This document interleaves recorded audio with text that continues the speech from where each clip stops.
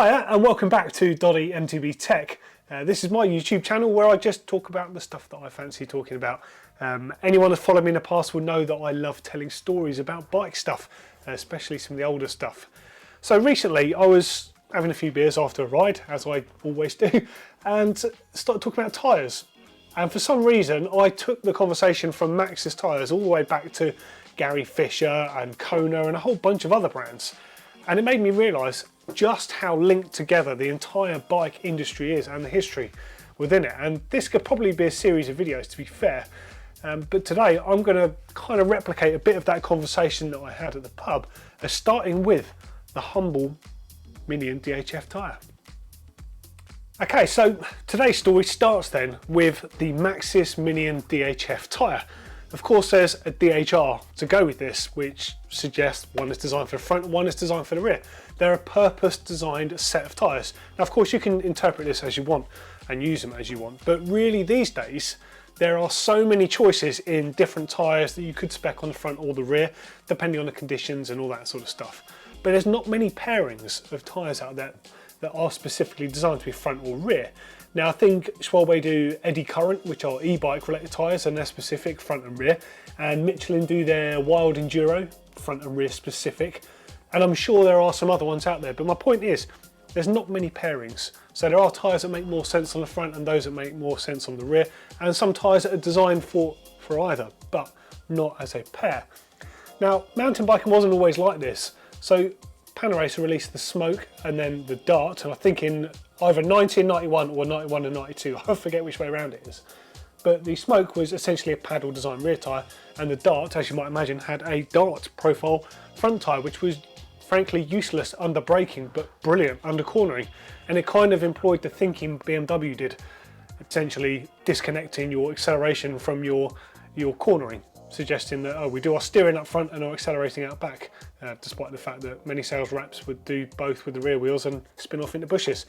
But the point is, they were one of the first sets of front and rear specific tyres, and Kona actually, as far as manufacturers go, were probably the first brand to introduce not only a set of front and rear specific tyre set bikes, but to do it themselves. And that was the Maximum and Reaction tyres that you can see on screen. Now these were designed by Joe Murray. Now Joe Murray is an absolute legend, and when he was with Kona, I think he'd already had over, when he started with Kona, over 70, or it might be over 74 race wins and 2 NORBA national titles. That's the North American Mountain Bike Association. So, you know, you're talking like in 1990, he already had that amount under his belt. So the guy's an absolute legend. And he worked directly with Kona on a whole number of things.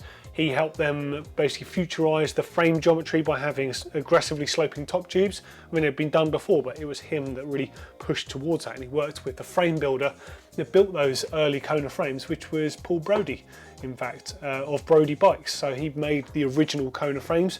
And in some of those early catalogues, you actually see Brodie's and Kona side by side, which I always thought was a bit weird, but obviously it makes sense. Now, they did loads of cool things. So the Maximum Reaction tyres were, I believe, a 2-inch on the rear and a 2.2 on the front.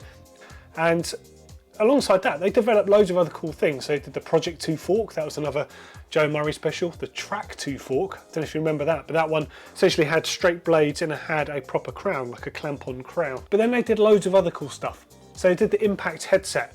So traditional headsets back then had a nut for adjusting the actual bearing and a lock nut to go down on top of it, which meant you needed additional spanners and things like that. And also they used to rattle loose all the time. So they had a toolless version that you could tighten with like a knurled ring and secure it with an Allen key. So if it did come loose, it was easier to tighten out on the trail, but more to the point, you didn't need those massive spanners to adjust it. And they also upsized the bearings from, I can't think what they would have been, but up to, I'm going to say up to 1/4-inch bearings. So they could have been like 532s or something like that, but oversized bearings. So it didn't disintegrate all the time with mountain biking. So it's just like really well thought after stuff. He also did the toe clips, he redesigned those. He worked with Dewey on the bar ends and then had these brake lever extensions for using the brakes when you're on the bar ends. They had an enduro style bottle cage that had room for tie levers, a puncture kit and some small tooling as part of it, thinking way ahead of the curve. which is where we are now. The Velocity stem as well, which was also available in titanium, alongside the Project 2s. So they did a titanium version of those, which are super nice, quite comfortable looking fork, that. And then later on they did equilibrium and propulsion, and I think they did A and B, which pretty poor naming to be honest, compared to maximum reaction, equilibrium and propulsion. Before Kona though, now here's the first link. Joe Murray was actually racing for Gary Fisher on one of the very first mountain bike race teams, and that's where he was so successful pulling in all those wins. Now Gary gave me this photocopy of a 1981 catalogue, and look at some of the stuff that's in here. So you've got Magura brake levers off motorbikes. Makes no shame of saying they're from Moto, they're strong, they can be rebent when you bend them in a crash. I love the logic behind speccing things like that. Tomac signature tyres that were yet to be Tomac signature tyres were from Mitsuboshi. So that was the name that Tioga traded as before Tioga was even a thing. Now those tyres were Farmer John's essentially when they later appeared as the Tioga Farmer John's tyres. So there was a whole series of them, Farmer John's nephew, and I mean they were all terrible, anyone will tell you that, but they were super cool tyres when they later appeared. Now Gary Fisher's first full suspension bike was the RS1. Now this was also the name of the first Rockshox suspension fork. There's no sort of relation there, just the same name. And on that early RS1 frame, you had a Rockshox RS1 on there. You can see some images here. You had Diacomp SS7 brake levers, and up front I think it was a 987 cantilever, I might be wrong, pretty sure it's 987, and a Pro Stop disc brake on the rear. Now Pro Stop was super far ahead of the curve. They had 230mm floating rotors, a hydraulic caliper, and it was actuated mechanically, so using a cable and a conventional brake lever, in this case the Diacomp SS7. Super cool stuff. Now, next link onto Diacomp. Now, Diacomp, as you can see in this advert, manufacturer from Japan, making mountain bike brakes. They were extremely popular. You used to see them on all sorts of bikes. Really powerful. Had 985, 986, 987, SS5 levers, SS7 levers. Later on, they had the PC5, the PC7, PC8 maybe. I can't remember. But there was a US part of the business. Now, originally, it was Diacomp that actually manufactured that first Rockshox RS1 fork. Now if you look at the Diacomp address in this advert in the magazine here, I think this is from, could be an early MBUK or maybe even something earlier than that, I forget. Now in this advert it says Cane Creek Avenue. You see where this is going? So here's the next link. Diacomp changed names to Diacomp USA in 1992, and the first product they really gave us was the A headset. Now yeah, alright, we arguably saw Pace do the exact same as this but in an inverted way, whereas the stem and the steerer were one piece and the fork clamps on. The other way around of course was having a threadless steerer tube and the stem clamps on. Really simple design, ultralight stems, no need for pointless spanners and headsets that come loose all the time. Now this product was incredible. Following that, Diacomp USA gave us their first disc brake, and I think that was in 94, maybe 95. And of course, as I've already referenced, they continued to manufacture the RS1, the Mag 20 and the Mag 30 suspension fork, all designed by Paul Turner. In 1996, Diacomp USA changed into Cane Creek. Now, essentially making the same products in the same location at Cane Creek, they were known as Cane Creek, and they continued making excellent products. Paul Turner, he then went on to found Maverick. Now Maverick was a super cool brand. They gave us many cool things, including this frame, which was the Monolink ML7. There was various versions of this, and he made the rear shock for this. And essentially it was a version, I'd say, of the McPherson strut design, so almost a structural shock absorber there. But more importantly, from my perspective, gave us the first proper dropper post, so an air and oil dropper post called the Speedball, which had 3 inches of drop. The early one had a little lever under the saddle. The later one that you can see in this shot, which is mine, had the remote control. And although dropper posts did exist, gravity dropper made them early on. They were very mechanical, very wobbly, and not the nicest things to use, but the concept was genius. So the Maverick was really the first proper dropper post.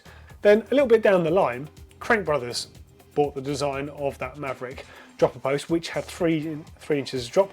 They released it with 4 inches of drop, so they improved it slightly, changed a few things, improved the seals and some other stuff on there, and released it as the Joplin dropper post.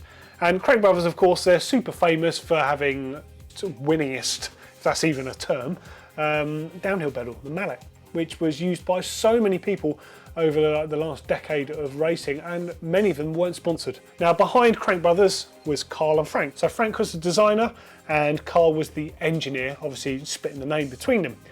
But the person that really made the business was a chap called Andrew Herrick. Now, Andrew Herrick founded Pedros with his roommate when he was at college, which was a super cool brand. I don't know if anyone remembers the milk levers. That was just one of the cool things they did. These were entirely made from recycled milk cartons in the US, which was a great approach, a really cool product. And I used to love these things. I remember getting some of these on the cover of MBUK as a cover mate way back. Anyway, before Crank Brothers, Herrick worked on an incredible, and I think probably the best advertising campaign of all time for GT bicycles. So this would have been late 90s, maybe year 2000, and the whole campaign was called Fast, It's Corporate Policy. Now this was absolute genius. So it was a series of double page spreads and single page adverts that went in magazines globally, just underlining the fact that everything about GT is fast. So there's a boardroom meeting, it's shot on like CCTV frames, and there's only one shot in the CCTV where there's people having a meeting, and they're there for like 3 seconds or something. So, you know, the whole campaign was designed around this. The guy in the back of the van with his girlfriend, he's looking really happy about the fact that he perhaps didn't last too long, and she's not looking happy at all, but hey, fast, it's corporate policy. The guys bumping into each other in the office, the guy at the dentist having the flies picked out his teeth, the shaving cuts all over his legs, speeding fines, the whole team on their way to work. There's loads of them, and I think it's genius and a great bit of fun. Instead of trying to force a product down everyone's throat, you're looking at just a fun side of the business, and people always remember. In those early days, they were a real force to reckon with. They had a massive racing team, but they also understood the importance of having people outside racing, and they supported Hans Rey early on as an ambassador, I guess you could say, or a free rider. And I would actually say he was the first mountain bike influencer, the original influencer. He was on TV getting millions, if not billions of views. He played himself in TV shows, I think it was called Pacific Blue, that was kind of like a Baywatch but with bikes. So, you know, he's an absolute legend. To me, he's the greatest of all time, and he will always be for what he's done for the sport in taking it to places where you wouldn't normally see mountain bikes. And the things he's done, I mean, just to put this into perspective, I had to write a note on this just to remind myself. So this year, Hans is celebrating 39 years of sponsorship with GT.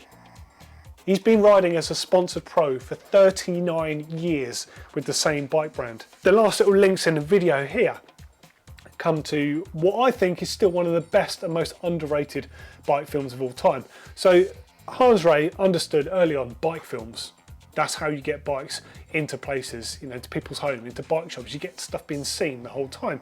So he funded videos himself early on. I think the original one was just called Hans No Way Rey, which was, I'm going to say 90, but it might have been a little later. Then there was Level Vibes, which was, I think, the first of those videos I saw. I had to see the other one retrospectively. But following that, in probably 93, maybe a little bit later than that, I haven't even got this in notes written down there, was Tread. Now, Tread, in my eyes, is one of the best and one of the most underrated mountain bike films of all time. This thing is just absolutely amazing. Now, Hans Rey hosts that alongside Greg Herbold, and it's essentially a road trip story of two friends going away riding for the summer. They go to bike races, they hang out with people, they do loads of cool things. Now, in that video, there's a scene with a rider that's riding on his own. Now, he's riding with GT RTS, it's got Tioga stuff on there, it's got Tioga disc drive on there, it's got Rockshox Mac 20 and the guy riding it is Paul Turner, the guy that founded Rockshox. So these links are all kind of flowing through this video here. And he's absolutely shredding on this, and just listen to the sounds that this drive makes. It's awesome. It's such a cool scene because it was such a desirable product back then, even though it's completely pointless and so expensive. It was just incredible, the noise of those things. Now, that was one of the first mountain bike films that went to locations to film, not just going to bike races or areas known for riding like Moab. Now there's this location in there. I don't know who the rider is. He's on a Mongoose amplifier, which is my favourite all-time bike. And I'm going to say it's Lake Powell in Utah. I might be wrong in this because I've seen it called Green River and a whole bunch of other things and loads of other different films. but this is the first one it appeared in. Now this edit here actually I think stands up on its own. If you look at the technology of the bike, brakes are non-existent, suspension didn't really work, down tubes used to separate for a pastime on those things, and the guy's ripping on it. It's super cool, and it makes you want to go and do that same sort of free riding. It just looks great, captured I guess from the same perspective as skiing. But then you move forward to things like life cycles. Mike Hopkins rides in that same spot where he does that insane scrub, and I think almost that identical shot is in the Tread movie, except he's riding along the ridge rather than dropping off the side of it doing the scrub. And Brandon Semenuk's C3 project is also filmed there, and in fact I think he's filmed 2 or 3 videos at the same location. But I just think it's super cool because everything is linked together somehow in mountain biking. So I'm going to throw links in the description underneath. Firstly to Hans Rey, because he's just a legend. If you're not already subscribing to his stuff, subscribe and watch some of his videos. In particular, watch his documentary. In fact, I'm going to link that documentary down there. It's amazing what he's done, and that's so out of date. Someone should make a new one. And also, I'm going to throw links down there to Life Cycles and to Tread, the movie, which is hosted on Hans's YouTube channel. If you haven't seen them, watch them, and you'll see some similarities there. Of course, Tread is super old, it looks like it's filmed on a potato and all the rest of it. And Life Cycles, although it's a bit old now, I love the fact it's about a bike. It's not about showing all the latest bikes and kit, it's about your relationship with mountain biking. And I think that's very much what Tread reflects. But there you go, bunch of rambles that are kind of loosely together, and that's more or less how conversation went at the pub, except I'm not having a beer now, I'm having a cup of tea instead. Well, hopefully you like watching this video, and I'd love it if you'd hang around for the next one. So like, subscribe, all that stuff. Leave us some feedback down there. If you like the idea of the storytelling and linking things together, or if you've got other ideas for stuff like this you want me to do, please get involved. And if you want to see what I do for my day job now, sign up to Mondraker TV, free weekly content about mountain bikes, e-bikes, the world of Mondraker bikes on there, coming up this year. Thanks for watching everyone, and I'll see you in another video at some point soon. Ta-ra!